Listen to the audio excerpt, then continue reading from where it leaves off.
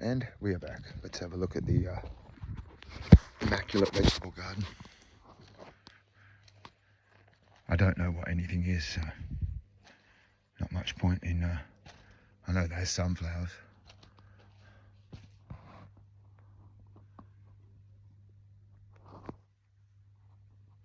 Keeps putting in new stuff, like those two things.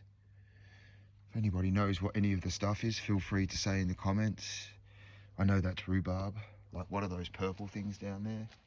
Is that lettuce? I don't know. Why has he grown lots of sunflowers? Like, what does that do?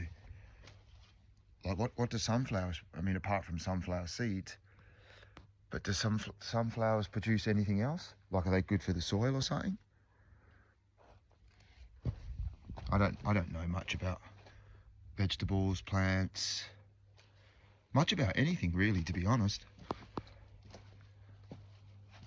I know a lot about PlayStation 5, if that helps. Let's go.